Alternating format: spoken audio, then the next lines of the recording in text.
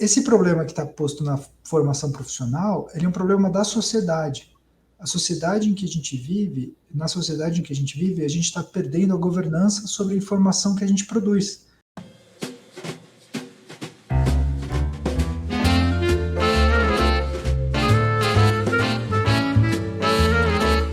Olá, começando mais um programa, A História em 60 Minutos, um projeto de extensão do Departamento de História da UFRN, SERES, em parceria com o programa de pós-graduação. Importante lembrar também, com o apoio institucional da Amplo Brasil, via GT de Teoria, e da Sociedade Brasileira de Teoria e História da Historiografia, SBTHH. Semanalmente temos entrevistas aqui com profissionais de história que atuam em diferentes frentes, espaços sociais, e assim por diante. As entrevistas podem ser assistidas no YouTube, nos canais institucionais do Departamento de História da UFRN SERES e também do programa de pós-graduação. E há também uma versão das entrevistas em podcast que pode ser encontrada no Spotify, na nossa conta lá no Spotify, A História em 60 Minutos, certo? Quem também tem interesse no projeto, quer acompanhar as entrevistas anteriores, convido a visitarem o nosso perfil no Instagram, @60_história, e lá nós temos todas as entrevistas, a série de entrevistas já feitas ao longo desse ano de 2022, e também os links que levam tanto para o Spotify quanto para o YouTube, tá ok? Começamos agora a segunda parte da entrevista, é um programa especial também, esse nosso programa de número 31, que trata do tema da história digital. Nós estamos aqui com o professor Tiago Nicodemo, da Unicamp, e também atualmente coordenador do Arquivo Público do Estado de São Paulo, e também com os doutorandos da Unicamp no programa de pós-graduação em História, Ian Marino e Alisson Rota, que pesquisam, trabalham já há algum tempo e têm desenvolvido diversas formas de se trabalhar e de se refletir sobre a história digital. Começamos, então, o segundo momento dessa nossa conversa, e eu gostaria de colocar, então, abrir essa segunda parte da nossa entrevista aqui sobre história digital, problematizando a profissão, Eu acho que nós falamos um pouco sobre isso já, de alguma forma, na primeira parte, no programa da semana passada, mas eu gostaria agora de pontuar mais particularmente, as relações entre a história digital, as transformações do mundo digital, que afetam necessariamente, afetam e transformam também o mundo da profissão, de todas as profissões, eu diria, mas aqui no nosso caso, a profissão de historiador, historiadora, enfim, profissional de história. Então, a primeira pergunta vai nessa direção. Eu gostaria de ouvir um pouquinho, a partir das experiências de trabalho de vocês, o que vocês pensam, como é que vocês relacionam a história digital com a atuação profissional de historiadores atualmente, Então, nós vamos começar agora com Ian. Tudo bem, Ian? Tudo bem, Evandro. Queria começar agradecendo por mais 60 minutos dentro da História em 60 Minutos. Então, nós três estamos muito agradecidos aí pelo espaço de conversa, uma conversa muito gostosa que a gente começou no último episódio e continuamos agora.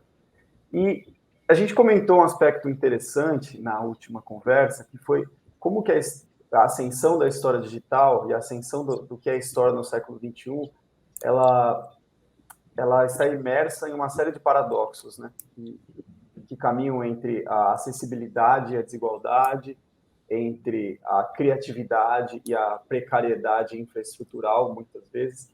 E é engraçado porque o reconhecimento profissional do historiador é uma enorme conquista, é algo que deve ser celebrado, mas ele remete também a uma espécie de paradoxo, porque a ideia de se criar uma reserva de mercado para historiadores, de certo modo, e de se criar o reconhecimento do historiador como um profissional apto a trabalhar em museus, centros de memória, em pesquisa, em universidades, em sala de aula, e seja lá quaisquer que sejam esses espaços, ele remete a um processo que é muito antigo, que tem algumas décadas, e que dialoga com o que a gente chama de neoliberalismo. Então, a gente tem que fazer esse retorno para pensar no digital, no reconhecimento da profissão do historiador, e pensar o que fazia o historiador, o que a nossa profissão fez lá no passado, quando ela se disciplinou no século XIX, e o que se transformou nas últimas décadas do século XX. E é interessante a gente pensar que quando você tem as primeiras grandes políticas de reformas neoliberais dentro da Inglaterra e depois nos Estados Unidos, você tem um grande realinhamento na forma de manejo das universidades públicas, de museus e de espaços em que atuavam historiadores, com uma certa segurança, ou pelo menos uma expectativa de segurança nas décadas de 70 e no começo da década de 80. A partir do momento em que as vagas de pesquisa e de ensino nas universidades elas se tornam precárias, elas se tornam escassas, o historiador, como todo ser humano, que tem o seu emprego, que precisa ganhar o seu dinheirinho no final do mês, ele começa a pensar em formas de atuar em outros espaços.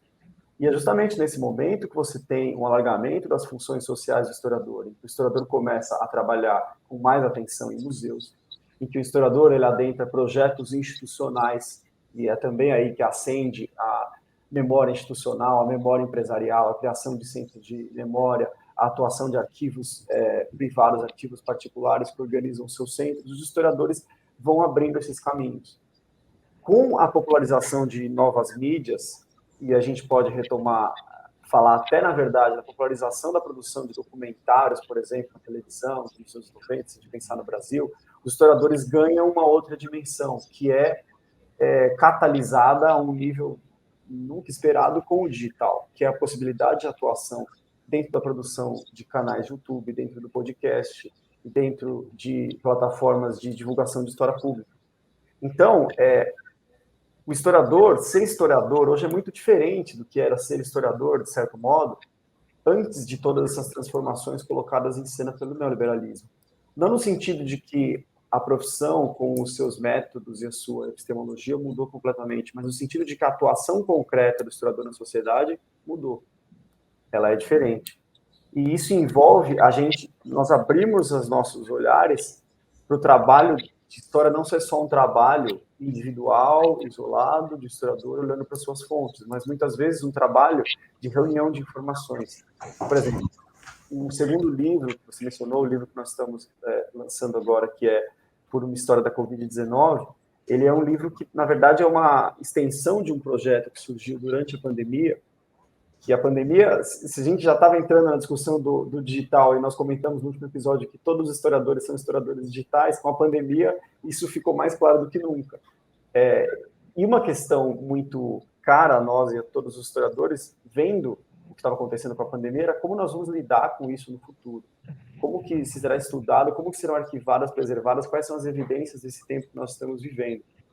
E esse livro, ele conta com a participação de diversas iniciativas de memória, não só de historiadores, mas de jornalistas, de cientistas sociais, de ativistas sociais, de pessoas comuns que decidiram registrar elementos do cotidiano de alguma forma utilizando as ferramentas digitais. Então, tirando fotos e postando em páginas do Instagram, criando websites, escolhendo entrevistas de história oral, fazendo fotografias em fotojornalismo e registrando no Facebook ou em algum acervo digital. E ser historiador é olhar um pouco para essas evidências e pensar em como organizá-las, em pensar em como modular esses dados, como modular essas evidências para que no futuro elas possam ser acessadas. Então, como a gente percebe, essa é um tipo de atividade profissional que envolve ser historiador que não estava dentro do panorama das expectativas de nenhum estudante de história, jovem historiador, nos anos 70, nos anos 80. Mas essas mudanças que foram colocadas por conta dessa precariedade, da necessidade de se abrir novos caminhos, elas foram catalisadas pelo digital. Então, eu acho que a relação está exatamente nesse sentido. Bom, passa para mim, né? Bom, eu acho que essa luta sobre a profissionalização do historiador é muito antiga, né? E com a sua regulamentação, ela tem uma carga, assim, um cargo simbólico muito grande. Mas eu não sei se é o suficiente para garantir uma reserva de mercado, né? Se a gente pensar, por exemplo, nos concursos, né? Onde que os historiadores atuam, né? Os concursos de historiadores, sejam professores ou historiógrafos, eles existiam antes da regulamentação da profissão. Porque quem faz os editais são historiadores, por vezes, ou arquivistas, ou possuem uma interface com esse campo do conhecimento. Então, antes da regulamentação da profissão, existiam esses concursos, e eles vão continuar existindo, ainda que escassos, ou talvez de maneira mais escassa, né, nos tempos de hoje, dado as questões econômicas que nós vivemos. A inserção dos historiadores, por exemplo, em outras áreas, ela depende de circunstâncias, né? Por exemplo, a reunião passada, o Ian, ele lembrou da reflexão, né, sobre será o historiador um programador ou não, né? Todo historiador seguramente não será um programador, mas ele pode ser. Assim como, por exemplo, quem quer estudar história antiga tem que aprender grego, quem quer estudar medievo tem que aprender latim. Se você quiser construir um documento histórico a partir do Twitter, você tem que aprender a fazer raspagem no Twitter a partir de linguagens de programação, para você não ficar à mercê de outra pessoa, como um programador, que não tem as habilidades e os treinamentos que nós temos para fazer isso. Então, nós somos profissionais da argumentação. Poucas profissões no mundo possuem a capacidade analítica e hermenêutica que nós temos, né? Então, essa é a grande diferencial da nossa profissão em relação a todas as outras que existem no mundo. Isso é muito importante para, por exemplo, empresas de marketing, empresas de análise de dados, próprio setores públicos como o IBGE. Nós temos a capacidade de pegar um conjunto de informações e interpretá-las com uma criticidade, com um levantamento de informações e referências que poucas profissões têm.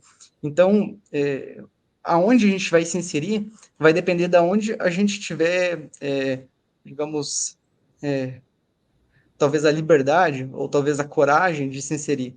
Então, o Google, por exemplo, tem antropólogos trabalhando para eles, que anotam a partir das experiências dos usuários, eles sabem, por exemplo, que usuários que usam o Ctrl F são muito mais dinâmicos e mais rápidos que usuários que não usam teclas de atalho, entende? Então, isso diz respeito a um intelectual, a uma pessoa treinada que está dentro de uma empresa, conseguindo produzir esses dados para essa empresa e está dando retorno.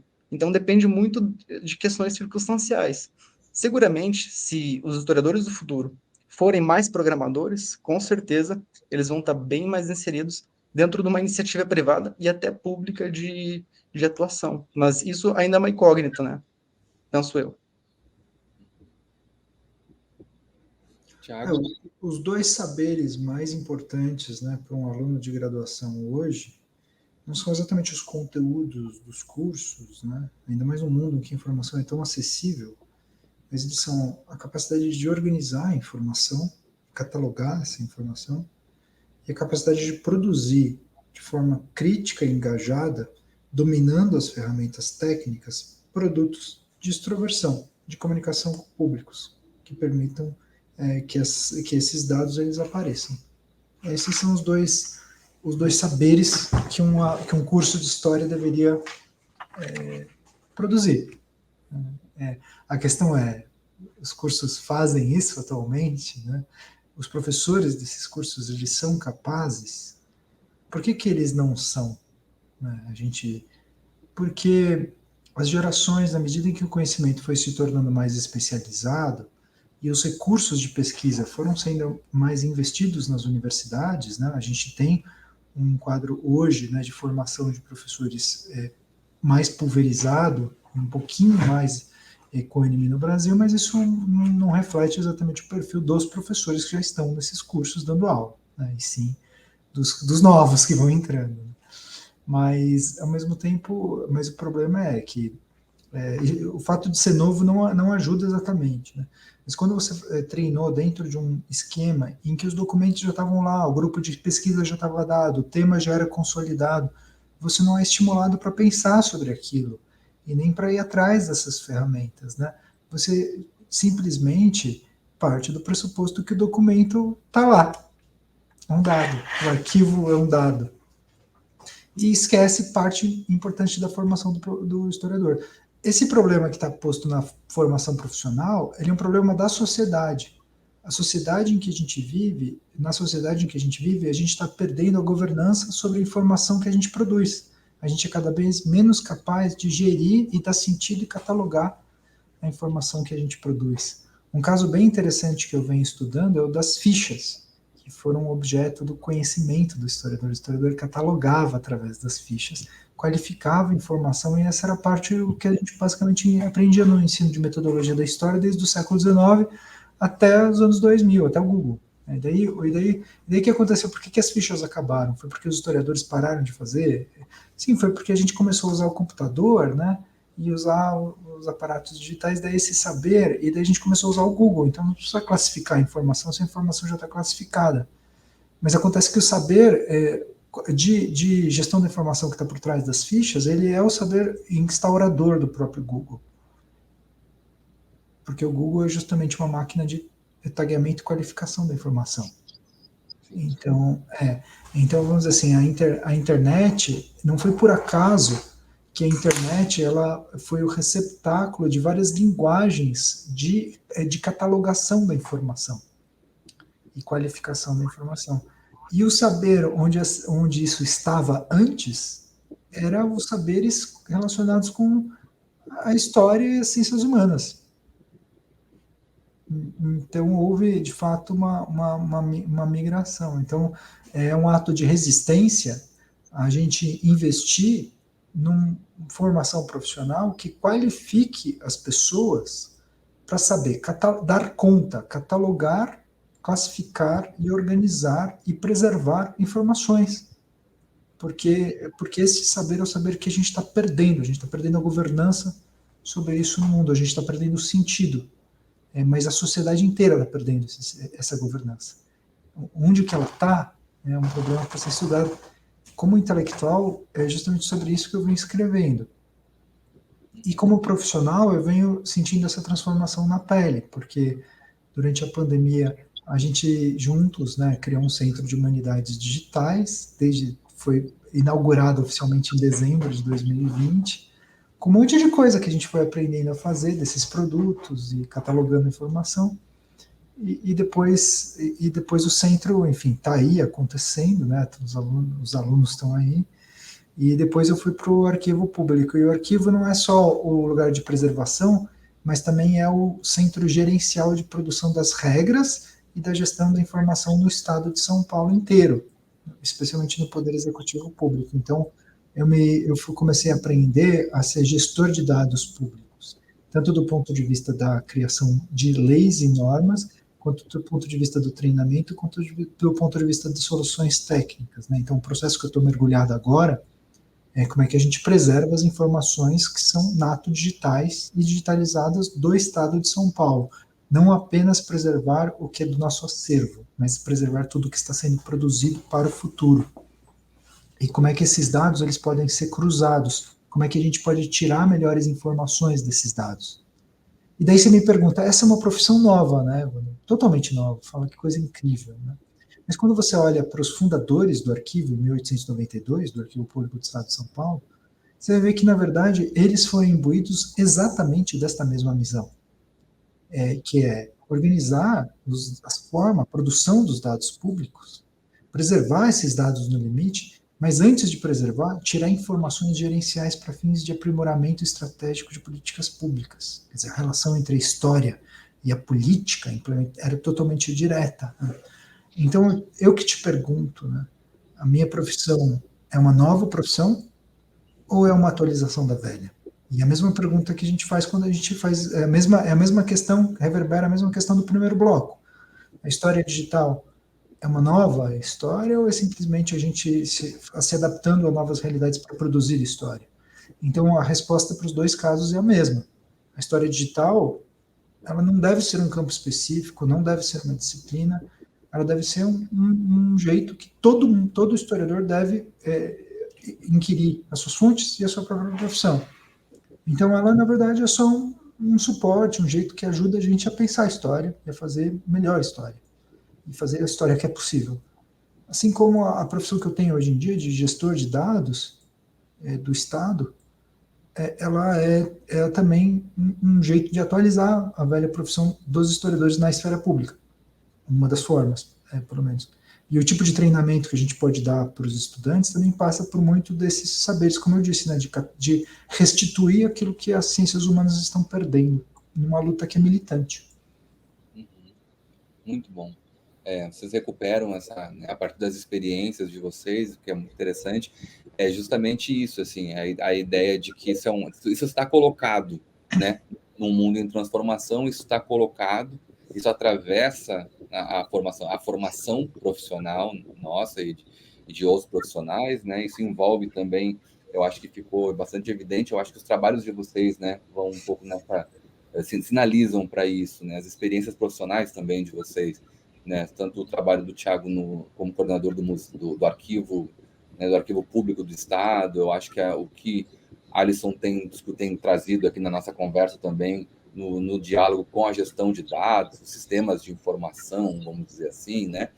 Eu acho que isso também é algo que tem uma perspectiva assim que eu tenho percebido assim um pouco também de diálogo interdisciplinar, que vocês pontuam, colocar a história no seu lugar ali, ao lado de outros profissionais, né? Eu acho que a fala de vocês leva para isso, e envolve também, eu acho que também a fala do Ian leva para a gente pensar que isso também atravessa os problemas da realidade, do contexto histórico e social. Acho que, né, quando o Ian falou sobre o neoliberalismo, sobre as preocupações que envolvem também o campo profissional, no sentido mais direto, às vezes, inclusive, do próprio mundo do trabalho, a gente pode colocar assim, né, na dimensão eventualmente privada do conhecimento histórico também. Eu acho que tudo isso é muito, muito importante. Vocês colocam como uma pauta geral, né? Se eu estou entendendo bem, vocês não colocam assim com a ideia só de se defender uma espécie de subdisciplina ou um campo fechado. Ao contrário, né? Vocês colocam como algo que atravessa, ou poderia, né? Deveria, assim, como sugestão, como proposta, na verdade, de vocês, atravessar a discussão da área. Isso é bem interessante, é uma forma muito, muito rica de se pensar a história digital, desafiadora também, mas por isso mesmo interessante, né? E nesse sentido, eu acho que assim, ouvir vocês agora falando sobre gestão de dados, né? Envolve aí, claro, obviamente, questões teóricas, mas sobretudo práticas, assim, né? Éticas, inclusive. Como é que vocês pensam um pouquinho? Queria ouvir vocês três um pouquinho também sobre um assunto inevitável do momento, negacionismos da história, negacionismos da ciência em sentido geral, e como vocês percebem assim que esses são assuntos que, para quem está se preocupando com a história digital, dessa forma como vocês estão, com essas proposições, como é que vocês acham que pode contribuir, pode participar, né? Fake news, negacionismos e assim por diante. Eu vou falar primeiro, mas eu já vou dar a palavra para os dois, que eles estão em tão boas condições quanto eu para falar. Mas eu gostaria de começar porque tem a ver um pouco com a instauração de um projeto de pesquisa, que é o Corona Arquivo, e os dois ajudaram muito, né? O Alisson continuou depois com a pesquisa dele de doutorado, e o Ian está fazendo uma parte importante dessa pesquisa hoje, né? Mas os dois ajudaram. Na hora de fazer assim que deu a pandemia, eu comecei a pensar um pouco sobre como é que seria guardar aquelas experiências que estavam se tornando cada vez mais digitais. E isso tinha a ver já com o tipo de política nefasta, né, que a gente via de negacionismo, né, do governo Bolsonaro, e estava inscrito no contexto também não só das eleições do Bolsonaro, mas também das eleições do Trump, né? Quer dizer, como que aquelas notícias estavam circulando e elas produziam, e é um problema, quase que um paradoxo para o trabalho do historiador, né? Lógico, sempre existiu fake no trabalho do historiador, mas está falando de informações muito, muito volumosas e muito efêmeras, e com jogos de sentidos também muito tênues, porque o fake, ele muitas vezes é uma informação real descontextualizada. É uma imagem real que tem um enunciado diferente daquele que o sentido em que ela tinha sido posta, né? Então, esse era um problema, como é que a gente, então, armazenava a experiência disruptiva da pandemia, e a gente começou com esse problema de pesquisa, e a gente se associou a um projeto que chama Déjà Vu, que é um projeto temático da FAPESP, da Ciência da Computação, que tinha como objetivo treinar algoritmos para capturar fragmentos de narrativas e histórias, e assim, quase que fazer uma linha do tempo a partir ele busca numa imensidão de informações, imagens, textos, vídeos, que tem coerência espaço-temporal, e montam de novo, quebra-cabeça. Esse projeto ele não era o único. Ele também estava dentro de um contexto de estudar técnicas forenses de narrativas históricas. Então, tem um projeto que chama Forensics Architecture, que é muito legal, que é um projeto financiado pelo European Research Council na Inglaterra, que também fazia o seguinte: ele fazia uma grande coleta de informações sobre um determinado evento, e daí, por meio de algoritmos, conseguia contar aquela história sob diversos ângulos. Então, um dos casos é o caso do incêndio da Grenfell Tower, que é um incêndio, acho que aconteceu, se eu não me engano, em 2015. Daí você tinha vários fragmentos de informações, a pluralidade, e você abre uma chamada de coleta, então as pessoas cedem os seus fragmentos, né, de vídeos, de áudios, né, ou depois preenchem formulários, e daí você alimenta um algoritmo e consegue dar consistência para aqueles múltiplos narrativas. Então, enquanto o bombeiro estava entrando, o outro estava descendo, alguém estava morrendo, alguém estava pulando, um pedaço estava caindo. E daí é um desafio, assim, um sonho da história, né? Porque a história sempre lidou com o testemunho ocular e com a multiplicidade de visões, mas nunca nessa escala, né? Mas, ao mesmo tempo, era um desafio, porque não eram historiadores que estavam fazendo isso, e essa coleta estava acontecendo em máquinas. Então, a gente imaginou que a gente pudesse coletar em massa fake news e guardar esses fake news contextualizados. Então, a isso se criava outra camada, que era a capacidade de você fazer com que estes marcos de memória, eles produzissem no futuro reconhecimento de Estado e reparação para os prejuízos que eles estavam causando naquele momento. É assim que o projeto foi pensado. Depois ele migrou, porque a gente viu que era muito difícil coletar esse fake. Então a gente se voltou para estudar a multiplicidade das formas de produção de evidências no meio de uma catástrofe ou em qualquer outro momento. Mas então a gente começou um grande monitoramento. Vocês vão ver, tem 2 dashboards que são sobre isso, que é o Corona Arquivo Brasil e o Corona Arquivo América Latina, que mostram mais ou menos, na soma, 200 projetos de múltiplas formas de coleta de experiências e memórias da pandemia, por Google Forms. Daí você tem tipologias, né? E daí esse dashboard, o primeiro deles, Ian e Alisson trabalharam direto, assim, eles que carregaram, junto com outros alunos que estão lá listados, mas carregaram muito, né? Porque o Alisson tinha um saber de saber montar e gerir os dados e dashboards, e o Ian ajudou a conceber o projeto, a forma de coletar, o que deveria ser analisado. Então eles podem falar mais sobre isso. Então a gente começou. O que são os projetos? Então são projetos que não tem a ver com a gestão do Estado, nem dos arquivos formais, mas que tem a ver com a coleta de experiências em diferentes formatos sobre a pandemia. E daí a gente também começou a estudar, né, essa transformação dos arquivos, né, e gerou um monte de texto não só sobre a memória da pandemia, mas sobre a transformação das evidências históricas e o impacto da digitalização nessa transformação. Esses textos estão quase todos publicados, e os livros que a gente está publicando agora, eles são anteriores aos textos, porque os textos saíram mais rápido, né? Então, os livros, eles até mostram, de algum jeito, um panorama anterior, e o que a gente fez por uma história da Covid foi, na verdade, se aproximar de alguns projetos de coleta de memória fundamentais. Então, é um livro que conta a história das histórias dessas coletas, né? Como elas estão feitas, quais são as condições, quem são os agentes, né? Não são as histórias tanto que interessam, mas sim as histórias de como essas informações estão sendo coletadas e preservadas. E esse é o panorama, né? Então, onde isso vai chegar, né? Vai chegar mais longe, vai chegar num projeto, numa possibilidade de ter um arquivo único, né, ou pelo menos uma possibilidade de arquivo único, e de ter um conjunto de diretrizes de preservação do patrimônio documental da Covid para o Brasil e para o mundo.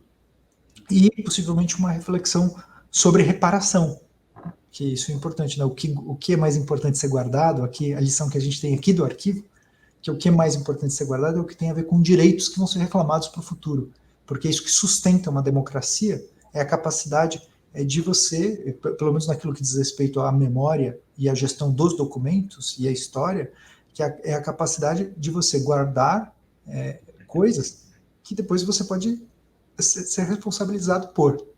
E esse é o ponto fundamental aqui que nos liga ao fake. Perfeito. Muito interessante.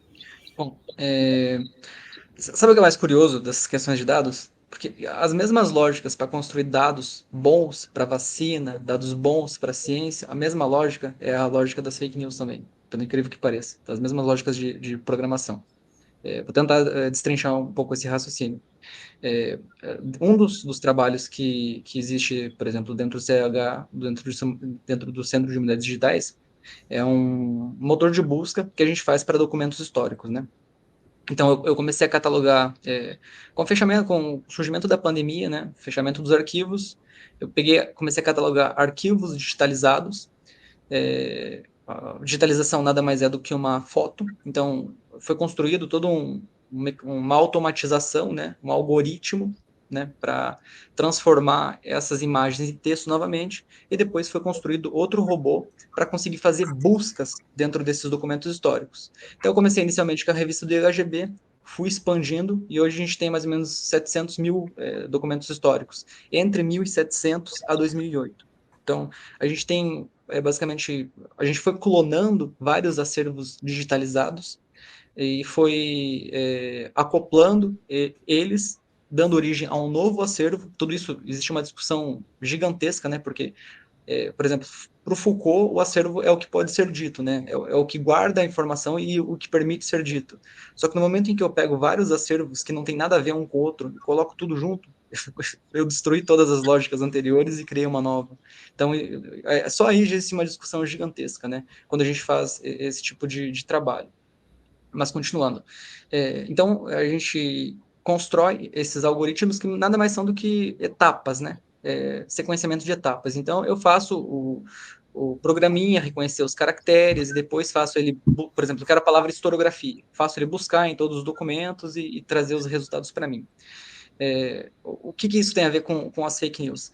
Elas são, basicamente, dados, na verdade, elas são geridos através dessas automatizações, e o elemento que muitas vezes escapa de quem, por exemplo, pensa na fake news é que ela tem que ter um elemento persuasivo. Não é toda fake news que funciona, sabe? Para você conseguir induzir o algoritmo, por exemplo, das redes sociais, que são algoritmos muito parecidos com o que eu utilizo para conseguir mapear redes intelectuais, por exemplo, então eu consigo saber se Sérgio Buarque de Holanda está citando o Gilberto Freire na década de 30, aonde, sabe? Então, eu consigo saber quem está citando quem através das lógicas algorítmicas. Eu consigo fazer pesquisas históricas fazer levantamentos que poucos historiadores conseguiriam fazer em pouco tempo. Então, eu consigo dar um Google nesses documentos, questão de minutos, ter os resultados dessas buscas. Fazendo paralelo aqui com as redes sociais. Esses algoritmos, eles são programados, e na medida que existe a interação das pessoas, os resultados que são dados para o próprio algoritmo são X, Y, Z, são inúmeros. Então, se você, por exemplo, passa o mouse em cima de uma fake news, o tempo que você fica lendo ela, tudo isso está sendo contabilizado para o algoritmo para ele avaliar se você deve ou se ele deve mostrar mais informações desse gênero ou não. O lance é, quem pensa fake news, pensa fake news. Porque existem várias fake news que não pegam. Quem pensa fake news, ele tem que imaginar como a sociedade vai interpretar essa informação e vai repercutir. Eu tive uma experiência numa página chamada História da História, que eu fundei em 2017, e comecei a testar algum desses tipos de lógicas parecidas. O que eu fazia? Eu pegava esses robozinhos de navegador, que, enfim, nada disso eu crio, tudo isso tem na internet, você baixa, você usa, e eu fazia ele publicar em vários grupos de história.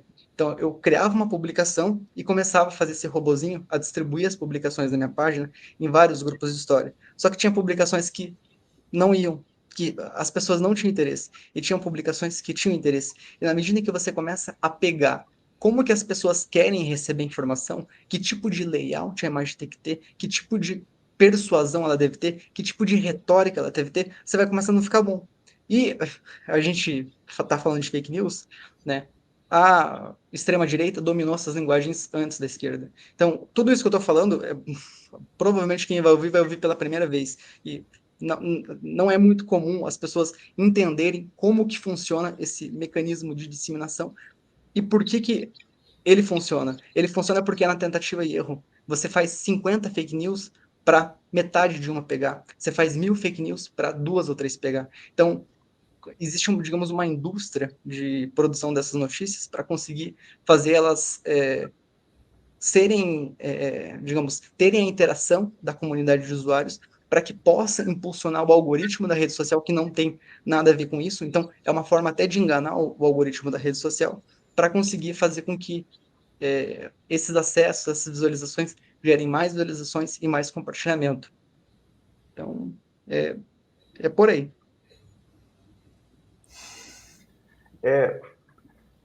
Já vou tocar nos pontos que o Alisson trouxe, porque eles vão ilustrar bem o argumento que eu quero tentar trazer. Mas antes disso, Evandro, essa questão que você trouxe é muito sensível, né? Além de pesquisador, eu sou professor de história no ensino básico de adolescentes entre 13 e 17 anos.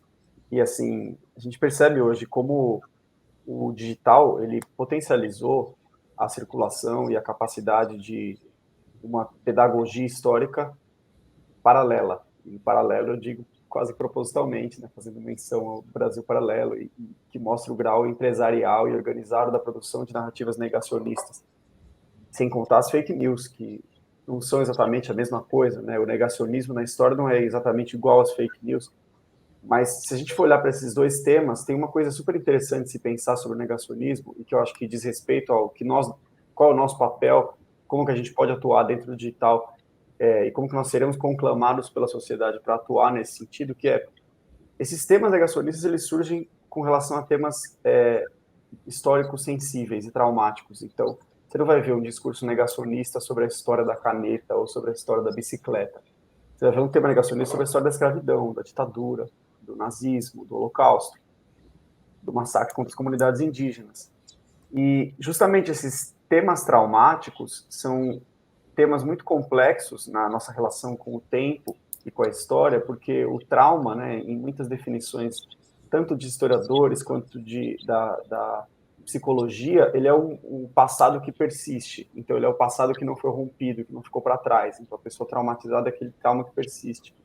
E, de certo modo, a persistência dessas questões sensíveis, elas motivam as narrativas negacionistas com interesses do presente a revisar essa forma de se contar o passado. E a produção do fake news, ela está também ligada a esse interesse de produzir no presente um projeto político de futuro que rompa ou crie novas visões sobre processos de passados que não deveriam ou não têm condições ainda de ser rompidos e superados, ou talvez não tenham nunca essa condição. E aí a gente lembra, né, quando que os historiadores foram conclamados, de certo modo, a participar nas chamadas comissões da verdade? Quando as questões tensas dos processos de transição de regimes autoritários e autocráticos para democracias não se resolviam, as comissões da verdade foram instauradas. Então, a comissão da verdade, ela tem um sentido pedagógico de certo modo, romper esse passado e falar, olha, vamos falar do que aconteceu, vamos criar aqui uma narrativa, vamos abrir os documentos, porque a gente, como sociedade, tem que seguir adiante.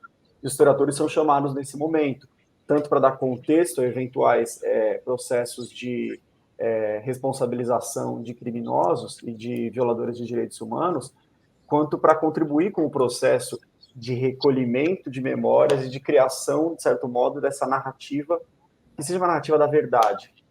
E o negacionismo se incomoda profundamente com isso, né? Eu acho que não é de se espantar de maneira alguma que toda essa onda de negacionismo que a gente vive no Brasil venha no período posterior, não tão quase que imediato, à instauração da Comissão da Verdade no Brasil, que é muito tardia. E aí, se a gente olha para o caso da pandemia e para esse aspecto que o Alisson citou da produção, da capacidade técnica e algorítmica que a extrema-direita e que esses setores negacionistas dominaram de difundir fake news, a grande questão se encaminha para como que nós conseguiremos não só criar projetos de contranarrativa em favor de uma história da verdade, porque eles são importantes, então o trabalho da história na Wiki, disputando os verbetes da Wikipédia, o trabalho de historiadores que se debruçam a fundo sobre o Brasil Paralelo, desmentindo os seus vídeos no YouTube, eles são importantes, mas também, se encaminhando para o que o Thiago comentou, como que nós vamos conseguir preservar evidências da produção dessas narrativas falsárias, da produção das narrativas do fake news, para que a gente possa conduzir um processo de responsabilização de responsáveis e de criação de um pacto democrático no futuro. Os historiadores, de novo, serão conclamados a ser os emancipadores, como diria o Henri Rousseau, né? Então, seriam os emancipadores de olhar para esse período da pandemia e olhar para o fake news e falar, bom, quem fez isso? Quem foram as pessoas que desenvolveram isso? Quais foram os interesses? E sem esse processo de contextualização e de preservação do negacionismo e de preservação das fake news, veja, eu estou falando de preservação, evidentemente, no sentido arquivístico, não no sentido de cultivo. Você tem que ter o que eu quero dizer é que existe um duplo movimento. É um movimento de combate, evidentemente que já está sendo feito por muitas iniciativas, e é muito difícil de ser feito, tem que continuar sendo feito, mas tem um movimento que é poucas vezes dito, que é o movimento de registro dessas fake news, para que isso possa possibilitar a criação de um novo pacto e de uma nova justiça de transição. Porque o que a gente está vendo é a multiplicação de diversos processos históricos sensíveis e traumáticos ao mesmo tempo sendo colocados em jogo e revisados na mesma semana. A gente está gravando esse podcast em meados de outubro, do primeiro para o segundo turno de uma eleição presidencial extremamente tensa, em que, em questão de 2 dias, circulam nossas telas de smartphones temas que remetem tanto a narrativas falsificadas sobre comunidades indígenas do Brasil, sobre a pandemia de Covid-19 no Brasil, a ditadura militar, o Holocausto, e sabe-se lá o que mais. Então, a produção de condições para que a história faça, de certo modo, o que ela sempre fez, o que a sociedade chama ela a fazer, que é trabalhar a partir das evidências para criar uma narrativa que permita à sociedade viver como sociedade, de forma civilizada, de forma humana, ela vai voltar a acontecer. E para isso a nossa atenção tem que estar não só para desmentir as fake news, mas também para se atentar a registrar essas fake news com muito cuidado, registrar essas fake news com muita atenção, porque elas estão dentre os materiais mais ricos para a gente conseguir superar essa fase difícil que nós vivemos atualmente. Perfeito. Muito boas as respostas de vocês três. Muito interessante, porque eu acho que nessas respostas a essa segunda pergunta, né, vocês criaram um panorama muito rico, muito interessante, porque eu acho que isso tem a ver, claro, com as 2 obras que vocês estão lançando, né? Tanto o Caminhos da História Digital no Brasil, quanto por uma história da Covid-19, porque é justamente a ideia de atribuir uma dimensão, outras dimensões temporais para esse fenômeno acelerado que nós estamos vivendo agora, né? A experiência da pandemia, que foi, né, surpreendente, obviamente, e agora, num contexto pós-pandemia, no caso brasileiro, num contexto eleitoral. E eu fico, inclusive, também muito satisfeito, muito feliz que essa edição especial desse projeto, né, em 2 partes com vocês, são programas que vão entrar nas 2 semanas que antecedem, inclusive, a eleição, porque eu acho que é oportuno que nós falemos sobre isso, que vocês divulguem o trabalho que vocês vêm desenvolvendo de uma forma muito, assim, várias faces, né? Vocês diversificaram bastante as faces do debate sobre a história digital. Acho que isso ficou bem evidente, assim, nas respostas que vocês deram, naquilo que vocês trazem, né, nas falas de vocês. Isso é muito rico, porque são outras temporalidades. Eu acho que, né, o exemplo que o Thiago trouxe da experiência dele no arquivo e esse projeto que vocês compartilharam em torno da experiência da pandemia, já atribui temporalidades diversas para além do contexto político mais imediato, né? Atribui aí uma dimensão do tempo da justiça, né? De outras dimensões temporais, assim, históricas, justamente, que nos cabe, inclusive, atribuir. E eu achei isso muito interessante, eu acho que é importante, né? É importante a gente falar sobre isso, do ponto de vista ético, do ponto de vista profissional e histórico, historiográfico também. Muito bom mesmo, muito bom. Eu gostaria de aproveitar ainda o tempo que nós temos e deixar vocês muito à vontade, inclusive, para responderem e acrescentarem aquilo que eventualmente, né, ainda não falaram e gostariam de falar. Colocar uma última questão, então, que diz respeito a isso, né? Depois de tudo que nós falamos aqui, do trabalho que vocês vêm produzindo, das funções que vocês vêm ocupando, das pesquisas que vêm desenvolvendo, como é que vocês percebem, assim, né? Estamos aqui em outubro de 2022, no Brasil, de que forma, assim, o tempo histórico está atravessando, né, a vida da sociedade, a vida das pessoas, né? Ou não, assim, ou vocês acham que eventualmente está um pouco difícil para a gente atribuir essas temporalidades históricas que vocês tão bem apresentaram aqui à vida política também, à vida social brasileira, né? E também gostaria que vocês, ao finalizarem a resposta, ou na segunda parte dela, ou falassem um pouquinho sobre como vocês têm percebido isso, né? Vocês estão pensando sobre a profissão, isso ficou bem evidente para mim, né? Pensar sobre a história digital é pensar sobre a profissão também, assim, em sentido geral, estou colocando aqui. Como é que vocês percebem, então, que essa experiência da história está atravessando a vida de vocês nesse momento? Gostaria de ouvir agora para a gente fechar. Quem gostaria de começar? Eu começo porque eu acho legal que o Ian e o Alisson também comentem um pouco sobre as pesquisas que eles vão fazer, e o que eu falar acho que serve um pouco como introdução. É lógico, eles já falaram um pouco mais, mas dá para contar um pouco do que foi, né, trabalhar nesses anos. Para mim vou começar pela segunda parte, né?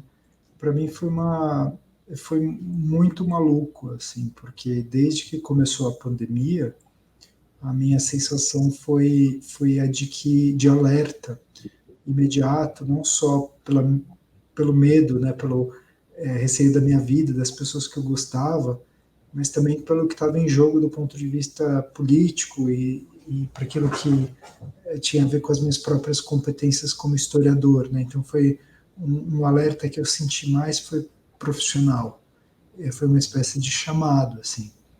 E o tempo da pandemia fez com que eu mudasse tudo que eu estava fazendo na vida e direcionasse todos os meus esforços para entender o que a gente estava passando no mundo, né? Por meio daquilo que eu tinha como pesquisador melhor para fazer, que era falar sobre a história da profissão e a história da evidência histórica.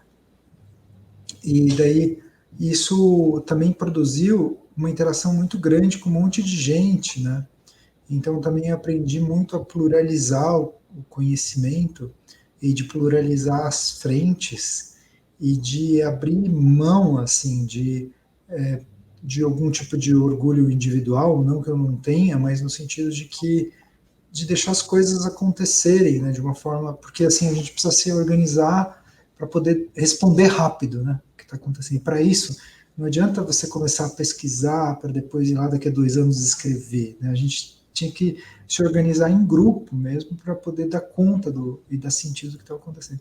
Ao mesmo tempo, eu entrei nessa organização enorme, né, que tem 212 pessoas e uma rede de milhares, né, de entrepostos de gestão de documentos e de gestão da informação pela administração pública, e num desafio também igualmente incrível, porque o arquivo tinha criado um sistema de documentos digitais, digitais para o Estado, de comunicação mesmo, né, mas são esses mesmos documentos que o arquivo sempre guardou, né, e daí ele precisava ser orientado, desenvolvido, preservado. Então, foi de um dia para o outro que esse sistema ele se tornou mais o principal forma de comunicação e de decisão dentro do Estado e do maior Estado do Brasil. Então, de repente, eu tive que também aprender a me virar com essa necessidade, e também quando todos os dados vão para um lugar só, começa outro tipo de disputa política, que é, veja, muita gente quer esses dados e muitos setores do próprio governo, setores privados, então, de repente, a minha própria profissão foi para o centro do que seria o poder decisório político, né? Então, também virou um cargo de assessoria direta do poder central, né, de governo. Então, e tudo isso junto com criar o centro, criar a pesquisa. Então, acho que eu não sei se eu estou respondendo a sua pergunta para o que diz respeito para o mundo, mas estou te contando um pouco o que foi a minha própria experiência. Mas eu acho que as lições disso é que assim, é muito difícil planejar o futuro, né, nesse mundo. A gente vê até pelas eleições, né, pela dificuldade do campo da esquerda de se organizar, né. A gente estava comentando antes de entrar aqui, porque nós estamos com receio, né, diante das pesquisas recentes, né, porque parece que o Bolsonaro está crescendo muito, e a gente vê que as campanhas políticas do campo progressista, elas não reagem tão rápido, né, elas não entendem tanto, e o Alisson mesmo comentou sobre os fenômenos digitais, sobre o papel dos fenômenos digitais nesses processos, né, quer dizer, uma grande dificuldade para todo mundo lidar com essa nova realidade do mundo. Mas ia dizer para você assim, que A coisa mais legal foi trabalhar de forma horizontal com alunos e professores para resolver problemas reais, colocar a história num lugar que ela sempre mereceu estar, que é em conexão com a vida, que é em conexão com a sociedade, né? E então, assim, eu me orgulho muito do que a gente fez. Eu acho que talvez a gente tenha histórias para contar. Se continuar esse turbilhão, a gente vai viver pouco, porque a gente vai ter que se desgastar e usar tudo que a gente aprendeu para decodificar o mundo. Mas se tiver algum tempo de descanso, algum tempo de paz, algum tempo de revisão, a gente vai poder contar também a história do que a gente viveu para o resto da vida. E parte dessa história foi feita em parceria com esses dois aí, com um monte de gente. Então também só queria dizer isso, que se tem um orgulho para sentir, ver eles falando aqui e imaginar os profissionais que eles vão se tornar, não só eles dois, mas acho que eles são dos meus dois alunos de mais tempo, pelo menos na Unicamp, né? Na UERJ eu tive uma boa leva também, que está super bem, mas acho que essa é uma, acho que de todas as lições que eu posso discutir aqui com vocês, eu acho que a mais importante é participar de uma educação que produza autonomia, que produza pensamento crítico, no sentido de que eles dois, assim como todo mundo que estiver participando desse processo, não vai estar dentro de um esquema de pirâmide para repetir uma ladainha. E sim vai ser capaz de produzir seus próprios núcleos de pesquisa, escolher aquilo que eles vão pesquisar ao longo da vida e treinar o máximo de quantidade de gente possível para pensar criticamente o mundo. Então, o que eu tenho para te dizer, Evandro, é sobre isso, sobre o poder de uma educação que seja voltada para a emancipação das pessoas. Perfeito. Perfeito, Thiago. Alisson? Bom, são experiências antagônicas, eu acho que a experiência do digital, né? Se por um lado existem inúmeras facetas e nessas dois encontros a gente tratou apenas algumas delas, né? Então, formas de representação, né? Se o digital possibilita novas formas de representação e abstração, bem como visualização de dados, se, por exemplo, o digital muda a heurística dos documentos, na medida em que eu posso, por exemplo, dar um Google em milhares de documentos históricos e saber se o que eu quero pesquisar está realmente lá antes de ir para o arquivo. Então, isso muda algumas lógicas da profissão do historiador. Então, essa, digamos, é a parte mais interessante que eu acho, que é justamente o debate, né? Então, dessas inúmeras facetas da questão a gente falou em história pública, mas a gente chama aqui de ciência aberta, né? Nesse sentido de produzir as narrativas tanto para divulgação do conhecimento como para dados para outros pesquisadores ou a própria já divulgação dos trabalhos prontos, como esses dois livros que nós temos. Então, a gente trata isso como ciência aberta, como uma ciência que ela pode ser observada no seu momento de construção. Então, a gente isso para mim é muito bonito. Eu acho uma ideia muito interessante, né? Que é jovem e para nossa área é extremamente nova. Então, mexe com muitos dos dilemas e até com a formação de historiador. Nós não estamos acostumados com isso. Então, se a gente acha um documento bom, por exemplo, a gente está acostumado a esconder o negócio, sabe? E o que a gente faz é justamente o contrário, é publicizar o negócio. Então, isso foi uma coisa que eu aprendi. Eu acho que eu não pensava assim quando eu comecei meu doutorado e hoje percebo que o digital mudou essa concepção em mim. Por outro lado, vem a parte sombria, né? Que é você entender um pouco mais como funciona os mecanismos da direita. Não, a direita é uma palavra assim muito vaga e vazia, mas de redes criminosas que se utilizam de lógicas computacionais para estabelecer uma nova forma de poder dentro da suposta República Brasileira. É isso que nós vemos hoje. O digital é uma nova forma de poder dentro do que nós chamamos hoje de Brasil, a ponto de conseguir fazer com que um presidente que não tem um legado, um presidente que tem inúmeros escândalos de corrupção com vacinas e etc. Não vou enumerar todos eles, mas a ponto de, apesar de tudo que for feito, 51 milhões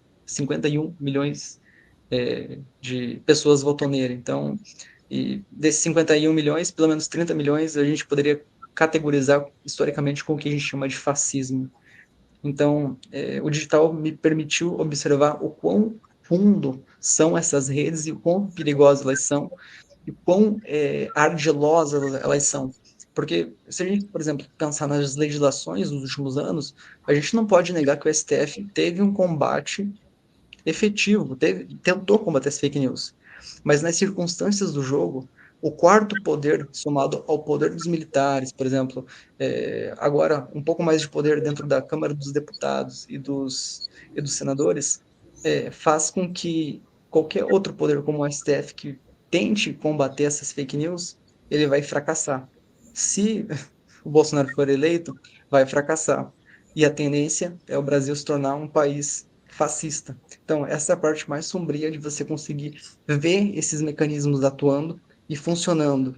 E a dificuldade de colocar esse tema em debate sem ser tratado até pelos pares como, às vezes, um historiador mercadológico, às vezes se fala em algoritmo, as pessoas torcem a cara, acham que você está trazendo, sei lá, debates do meio corporativo que devem ser criticados, mas mercadorizando nossa profissão. E não é nada disso, é justamente o contrário. A gente está esgarçando as estruturas para conseguir entender o que está acontecendo hoje no Brasil e no mundo. Então, são sentimentos dúbios. Ok, certinho, ótimo. Ian? Eu vou tentar fazer o caminho oposto do Alisson, porque como eu sou o último, vou começar com a parte ruim e tentar terminar com alguma parte boa, assim, né? Porque justamente tudo que ele disse faz muito sentido e se soma ao que eu acho que todos nós sentimos, que é um cansaço, né? Você falou da relação com o tempo, e isso não diz respeito só aos historiadores, mas diz respeito à sociedade que nós vivemos, né? Como o Byung-Chul Han coloca, a sociedade do cansaço. E tem, aliás, vale citá-lo agora, não é tarde, o Pedro Teles da Silveira, que é um grande colega, companheiro nosso, que foi super importante durante todo esse processo do Centro de Humanidades Digitais, né, professor da Universidade Federal do Rio Grande do Sul, estava no pós-doc na FAPESP, é um dos maiores especialistas do Brasil em história digital. Ele fala sobre o historiador com CNPJ e o historiador que é esse ser cansado, esse ser que também sofre com a depressão e também sofre com essas pressões e com essa sensação de atraso, de um tempo que está sempre à sua frente, de missões que estão sempre à sua frente. Então eu me sinto assim, todos nós nos sentimos assim. Por outro lado, o que esses últimos anos e o trabalho de pensar o digital dentro da história vem mostrando para mim é que vem me ajudando a reconstruir o que eu imaginava quando eu comecei lá com 17 anos a querer ser historiador, o que é ser historiador. E o que eu vejo como ser historiador hoje é algo muito diferente do que eu aprendi na graduação. Então, ser historiador é trabalhar em conjunto com muitas pessoas, é fazer um processo extremamente ativo e que envolve, muitas vezes, trabalhar em textos colaborativos e ferramentas online e trocando áudios com pessoas aqui e acolá e articulando ferramentas aqui e ali e aprendendo a romper as barreiras da disciplina, conversar com outras disciplinas. E esse ser historiador é muito mais legal do que eu imaginava que seria ser historiador quando eu estava começando e ainda estou, de certo modo, aprendendo. Então, a visão positiva que eu tenho é que a nossa relação entre nós, enquanto área, ela vive um momento de colaboração, de diálogo e de troca de ideias e de, portanto, sorrisos também e esperanças também, que ela é muito viva e ela tem que ser cultivada. E eu acho que para as próximas gerações de historiadores que virão, isso pode ser algo muito bom. Isso pode gerar assim, historiadores com uma capacidade de articulação, de trabalho em conjunto, de produção da historiografia como uma ciência aberta, que é algo que a gente não viu acontecer, que é algo realmente novo. Então, eu acho que a gente tem que se apegar nisso como uma esperança de que dentro desse universo, que sim, tem tantos aspectos nefastos e que nos tiram o sono, que nos levam a ter diversos problemas de saúde mental a também ter esperança, e a também ter ânimo, e a também ter gás, e vontade de levantar de manhã e falar, pô, legal, nós somos historiadores, vamos fazer história. Eu acho que eu diria isso. Muito bom. Muito bom. Excelente. Acho que essas respostas finais, né, de vocês são muito inspiradoras, sintetizam bem, eu acho, todas as ideias e as possibilidades, assim, né, para a gente pensar a história digital.